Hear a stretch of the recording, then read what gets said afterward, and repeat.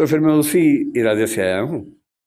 तो मैं शुरुआत पेरेंटिंग से कुछ बातों से करूँगा, उसी में एम्पैथी का जिक्र भी कर लेंगे। थोड़ा सा मौका मिला तो मयूर जी का फेवरेट विषय बिजनेस एथिक्स है, मौका मिलेगा तो उसको भी बीच में डिस्कस कर लेंगे। मैं क्योंकि अध्यापक हूँ और बच्चों से बात ज़्यादा करता हूँ, अक्सर मैं जब क्लास लेता हूँ तो बच्चों की संख्या अच्छी खासी होती है और ये बहुत चुनौती होती है कि उनको 3 घंटे 6 घंटे 8 घंटे बिठा के रखना। हमारी क्लासेस में बच्चों को ये छूट है कि वो जब चाहे उठ के जा सकते हैं। मेरी क्लास में विशेष रूप से और भी छूट है, वो सो भी सकते हैं क्लास में, मैं उनको कभी नहीं रोकता हूँ। इतना ही कहता हूँ कि नींद आए तो कोने वाली कुर्सी पर चले जाएं ताकि दीवार पे सिर लगे तो ज़्यादा चोट ना आए, ऐसे सिर पे झटका आ सकता है। वो मेरी क्लास में खा भी सकते हैं। मैं खुल के बोलता हूँ कि मेरी क्लास में आपको बिल्कुल नहीं सोचना है, खाने का मन करे खाते रहो, नींद आए सो जाओ, उठने का मन करे उठ के चले जाओ, मुझे कहीं कोई दिक्कत नहीं है। अगर आप मेरी क्लास में उठ पा रहे हैं, खा पा रहे हैं, तो ये मेरा फेलियर है, आपका नहीं है कि मैं आपको रोक नहीं पा रहा हूँ। तो इसी बहाने मुझे फीडबैक भी मिलता रहता है कि मैं कैसा पढ़ा रहा हूँ। तो आप लोग अपना हरकतें करते रहिए और मैं अपना काम करता रहूँगा। तो बहुत ज़रूरी होता है कि उन बच्चों को बहुत शुष्क तरीके से ना बताया जाए, थोड़ा रोचक तरीके से बात की जाए। रोचक तरीके से बात करने का एक ही तरीका है कि आप उनको कहानियों के माध्यम से बताएं, एग्जाम्पल्स के माध्यम से बताएं, एनेक्डोट्स इनको हम कहते हैं, घटनाओं के माध्यम से बताएं। और जैसे ही हम घटनाएं सुनते हैं, कहानियां सुनते हैं अपने आसपास की, तो हमें किसी चीज़ का महत्व और कॉन्सेप्ट दोनों समझ में आते हैं। मैं जहां से ये बात करना शुरू करना चाहता हूं वो ये है कि पेरेंटिंग के नज़रिए से हमारा समय दुनिया के इतिहास का सबसे मुश्किल समय है। पेरेंटिंग हमेशा मुश्किल रही है। मेरी राय में इस दुनिया का सबसे मुश्किल काम माँ होना है, बाकी सारे काम आसान हैं। माँ बन के अपने बच्चे को पालना इतना मुश्किल काम है। मतलब बाप लोग जाते हैं, बिजनेस करते हैं, पैसा कमाते हैं, सब कुछ करते हैं, बड़ी बात है, वो भी छोटी बात तो नहीं है। लेकिन उससे ज्यादा मुश्किल है एक छोटे बच्चे के साथ 24 घंटे गुजारना, बिना क्रोधित हुए गुजारना, उसकी हर तरह की जिद, हर तरह की छटपटाहट, बेचैनी को झेलते हुए गुजारना, अपने जो करियर हो सकता था उसको दांव पे लगा के उसकी जिंदगी को संवारना। एक छोटा बच्चा एक स्टार्टअप जैसा होता है, क्योंकि जैन समुदाय है इसलिए मैं ऐसी भाषा ज्यादा बोल रहा हूँ। एक स्टार्टअप जैसा है। आप उस पर 15 17 18 साल इन्वेस्ट करेंगे, बहुत सारी पूंजी खर्च करेंगे, समय खर्च करेंगे, तो जाके उसकी वैल्यूएशन बनती है। और नहीं तो जैसे स्टार्टअप फेल होते हैं, 1000 में से एक आधी पास होता है, बहुत सारे स्टार्टअप फेल होते हैं। तो ये परवरिश की दुनिया में भी होता ही है। जब मैंने कुछ घटनाओं की खोज की कि आजकल के चैलेंजेस क्या हैं, तो मैं घटनाएं पढ़ के बहुत घबरा सा गया। फिर मैंने कारणों की खोज की। मैंने देखा कि पिछले केवल 6 महीने की अगर मैं बात करूं या 2 3 साल की बात करूं,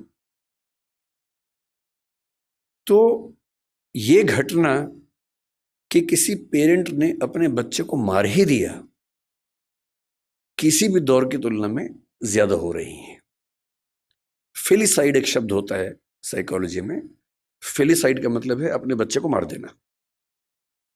फिलिसाइड जिस गति से हमारे समाज में इस समय है, उतना किसी दौर में नहीं था।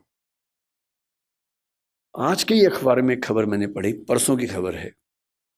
कर्नाटक का एक जिला है, उत्तरी कन्नड़ बोलते हैं उसको। एक माँ अपने बच्चे से इतनी परेशान हो गई, 6 साल का बच्चा था, ठीक से सुन नहीं सकता था, ठीक से बोल नहीं सकता था, कि अंत में उसने क्या किया, परसों एक नदी में जहां बहुत सारे मगरमच्छ थे, अपने बच्चे को फेंक दिया। और जब खबर मिली प्रशासन को, प्रशासन गए, तब तक बच्चे का मतलब जो डर था वो हो चुका था, उसकी मौत हो गई थी। तो मैं सोच रहा था कि इतनी क्या बेचैनी हो गई होगी, ऐसा क्या हो गया होगा। फिर मुझे ध्यान आया कि आज से करीब 4 महीने पहले गोवा और बेंगलोर के बीच का एक केस बड़ा प्रसिद्ध हुआ था। एक महिला जो एक एआई स्टार्टअप की फाउंडर थी, सीईओ थी, उसने अपने 4 साल के बच्चे को मार दिया, ऐसा आरोप है, और वो अभी जेल में है। हम सोचते हैं कि हमारे देश में ही हो रहा, नहीं, दुनिया भर में हो रहा है। न्यू जर्सी का एक केस पिछले 20 दिन से काफी पॉपुलर हो गया है। 3 साल पहले एक फादर न्यू जर्सी अमेरिका में था। 6 साल का बेटा है, थोड़ा मोटा है। अच्छा, पेरेंट होना बड़ा मुश्किल काम है, क्योंकि आप बचपन में खुद प्रतिस्पर्धाओं में लगे रहते हैं और पेरेंट बन के एक नए किस्म का कंपटीशन हो जाता है। इसका बच्चा पढ़ने में मेरे बच्चे से ज़्यादा अच्छा कैसे हो गया, उसका बच्चा दिखने में मुझसे मेरे बच्चे से अच्छा कैसे हो गया। एक अजीब सी प्रतिस्पर्धा जिंदगी भर चलती रहती है। इसलिए पेरेंट होने में बहुत पेशेंस चाहिए, क्योंकि आपका बच्चा वैसा होगा नहीं जैसा आप चाहते हैं। हम सब डिजाइनर बेबी चाहते हैं, ऐसा बच्चा लंबा इतना हो, सुंदर इतना हो, इतना स्मार्ट हो, पढ़ने में तो ऐसा हो कि सबको पीछे कर दे, समझदारी में तो अलग ही लेवल का हो, उसके बाद भी आज्ञाकारी इतना हो कि हमेशा पैर ही छूता रहे। ऐसा कॉम्बो है नहीं दुनिया में कहीं भी, और ऐसे कॉम्बो आप भी नहीं थे अपने पेरेंट्स के सामने। जब आप नहीं थे अपने पेरेंट्स के सामने, तो आप कैसे उम्मीद कर सकते हैं कि आपके बच्चे वैसे कॉम्बो बनेंगे? नहीं बन सकते। तो आपका बच्चा शायद पढ़ने में अच्छा होगा लेकिन थोड़ा मोटा होगा, पढ़ने में खराब है लेकिन दिखने में सुंदर है, दिखने में सुंदर हो गया, पढ़ने में भी अच्छा हो गया, पर बदतमीज है। कहीं ना कहीं तो मामला फंसेगा ही। और जब तक मामला घर के अंदर है मैनेज हो जाता है, जब बाहर जाने लगता है तो बड़ा पेशेंस चाहिए। लोग मजाक बनाएंगे आपके बच्चे का, 10 लोग आपके सामने चिढ़ा के बोलेंगे तुम्हारा बच्चा जो है ना देखने में भद्दा लगता है। आपका खून जल जाता है उस समय, अहिंसा का विचार हट जाता है उस समय। मन करता है कि अभी तो हिंसा हो ही जाए, बाद में अहिंसा देख लेंगे। ऐसा मन में आता है, स्वाभाविक सी बात है, सबके मन में आता है। तो उस आदमी के साथ जो हुआ न्यू जर्सी में, उसका बच्चा थोड़ा सा मोटा था। बहुत लोगों के बच्चे मोटे होते हैं, अमीर समाजों में ज्यादा है, अमेरिका में ओबेसिटी ज्यादा है, यूरोप में ज्यादा है। मेरा ख्याल है कि भारतीय समाज में जैन परिवारों में दिक्कत थोड़ी ज्यादा होगी, क्योंकि जैन समाज भारत का सबसे अमीर समाज है। तो ये खतरा ज्यादा है, सीधी सी बात है, खतरा ज्यादा है, क्योंकि जहां एफ्लुएंस ज्यादा है, पैसा ज्यादा है, सुविधाएं ज्यादा हैं, वहां खतरा ज्यादा है। सिंपल सी बात है। तो वो पेरेंट ऐसा था, बाप, एक दिन उसको शायद किसी ने कह दिया होगा तुम्हारा बेटा बहुत मोटा है, उसे गुस्सा आ गया। 6 साल का बेटा, उसने बेटे को पकड़ा कि चलो जिम चलो मेरे साथ। बेटे ने कहा पापा क्यों ले जा रहे हो, लेकिन उस समय उसको बचाने वाली माँ घर में नहीं थी। तो बाप घसीटता वो ले गया जिम उसको, और ट्रेडमिल चलाया कि चलो दौड़ो इस पे। ट्रेडमिल तेज कर दिया, बच्चा पूरी ताकत से दौड़ रहा है लेकिन नहीं दौड़ पा रहा, धम से गिरा नीचे। बाप ने 2 झापड़ मारे, फिर चढ़ाया ट्रेडमिल के ऊपर।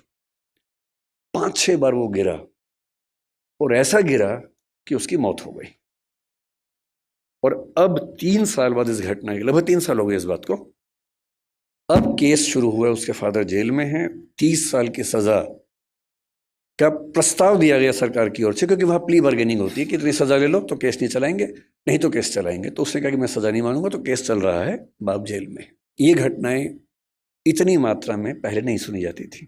पहले किसी माँ का अपने बच्चे को मारना केवल एक स्थिति में होता था कि माँ अविवाहित है, वो ऐसी स्थिति में फंस गई है कि कुछ कर नहीं सकती है, उसके लिए जिंदा रहना मुश्किल है। तब भी वो मारती नहीं थी, कहीं छोड़ देती थी, भाग जाती थी।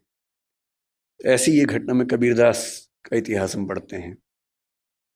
यहूदियों के जो प्रवर्तक हैं हजरत मूसा, उनका इतिहास भी ऐसा है। उनकी माँ ने भी उनको इस तरह से एक नदी के पास छोड़ा था, और फिर वहां से जो राज परिवार था उसने उसको अपना लिया था।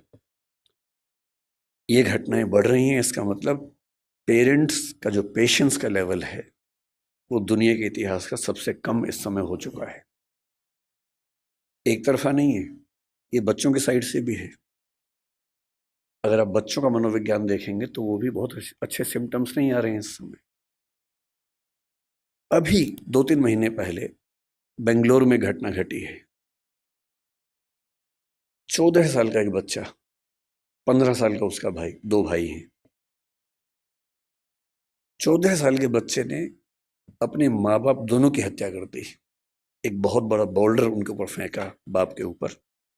पिता को मारना चाह रहा था, माँ दुर्भाग्य से, क्योंकि साथ में थी, उसकी मौत हो गई। और फिर पूछा गया कि ऐसा क्यों किया भाई तुमने? उसने जो कहा वो हम सबके लिए बहुत जरूरी है। उसने कहा पिछले कुछ समय से मुझे और मेरे भाई को एलर्जी हुई उस एलर्जी की वजह से हमारी त्वचा कहीं कहीं जल गई, काली हो गई। और रोज हमारे पापा बोलते थे, मतलब गालियां देते थे कि तुम कितने भद्दे दिखते हो, बदसूरत दिखते हो, क्या करते हो, बदतमीजी करते हो, कुछ गलत काम करते हो, इसलिए ऐसा हो गया है। और उसने पुलिस को बताया कि एक तो मैं खुद परेशान कि मेरे साथ ये क्या हो रहा है, और जब मैं घर आता था इस उम्मीद में कि घर पे कम से कम घर पे तो लोग मुझे समझेंगे, वहां तो प्रेम मिलेगा, वहां तो अनकंडीशनल तरीके से मुझसे बात होगी, वहां भी गालियां पड़ती थी, रोज गालियां सुनता था। और एक दिन जब गालियां बहुत ज्यादा हो गई, नहीं झेल पाया, तो मैंने कदम उठाया और मुझे इस वक्त का कोई अफसोस नहीं। ऐसी घटना है। 14 साल का बच्चा है सिर्फ। आप इंटरनेट पे केवल एक चीज सर्च करके देखिए कि ऐसी माताएं या पिता बूढ़े जिनको बच्चों ने घर से बाहर निकाल दिया हो। मैंने यूं ही परसों नेट पर सर्च किया, old age parents who have been thrown out by their children from the home. मुझे लगा एक आध घटना सामने आएगी, कुछ पढ़ूंगा उसके बारे में। इंटरनेट के कई पेजेस भर गए, घटनाएं खत्म नहीं हो रही थी। और जो मोस्ट रिसेंट घटनाएं थी उनमें से एक थी बंगाल की, एक ऐसी औरत जिसका पति मर गया, 90 साल की है, 7 बच्चे हैं। 7 बच्चे उन घरों में रहते हैं जो उस महिला के पति ने और उसने मिलकर बनाए थे। और 7 बच्चों ने अपनी माँ को घर से बाहर निकाल दिया जिस जगह में रहती थी। 12 सात की घटना है। 12 सात एक जगह है बंगाल में, वहां की घटना है। अब माँ घर में है, कैसे निकाले? किराए पर एक टीम को हायर किया, बदमाशों की टीम को। वो आई, माँ को उठाया, रात को लेके गई और कहीं फेंक के आ गए, सिर्फ इसलिए कि इस बुढ़िया का झंझट कौन उठाए। जब ऐसी घटनाएं, आप भी पढ़ते ही होंगे अखबारों में, मैं भी पढ़ता हूं। और जब जब ऐसी घटनाएं हमारे सामने आती हैं तो हमें बहुत केयरफुल हो जाना चाहिए कि कुछ ऐसा हो रहा है जो ठीक नहीं है। और ये मामला ये कह के टाल देना कि बच्चे आजकल ठीक नहीं हैं, ये पेरेंट्स का सबसे आसान सेफ मैसेज है कि आजकल के बच्चे ठीक नहीं हैं।